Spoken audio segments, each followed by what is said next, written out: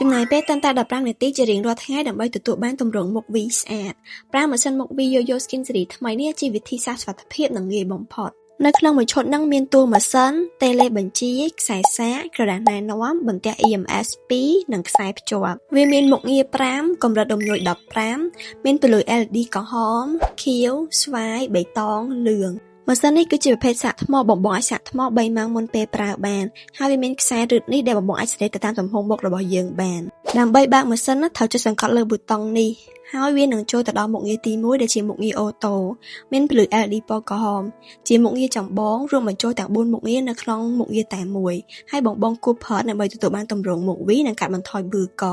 រួចចុចប៊ូតុងនេះដើម្បីបដូរមុខងារទី2នេះពន្លឺ LED ពណ៌ខៀវជួយសម្រួលចរន្តឈាមនិងកាត់បន្ថយការហើមមុខងារទី3 Massage ពន្លឺ LED ពណ៌ស្វាយវាជួយសម្រួលសាច់ដុំនិងធ្វើឲ្យមានអារម្មណ៍ធូរស្រាល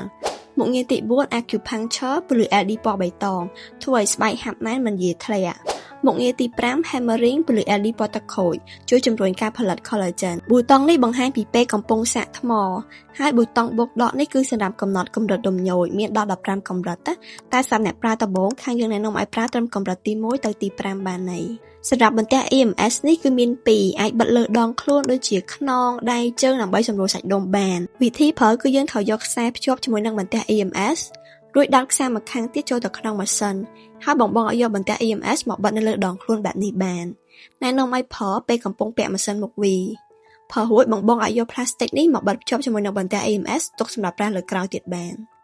ដើម្បីបិទម៉ាស៊ីនសូមចុចសង្កត់លើប៊ូតុងនេះម៉ាស៊ីននេះមានមកជាមួយនឹងតេឡេបញ្ជាដែរអញ្ចឹងបងអាចបញ្ជាបិទបើកបដូរមុខងារនិងដំឡើងកម្រិតរំញោចបានយ៉ាងងាយស្រួលមុនពេលប្រើម៉ាស៊ីនមុខ V បងអាចលាប skin care ឬក៏មិនចាំបាច់ក៏បានដែរប៉ុន្តែត្រូវលាងមុខឲ្យស្អាតសិនហើយប្រើម្ដង15នាទីណែនាំឲ្យប្រើ1ទៅ2ដងក្នុងមួយសប្តាហ៍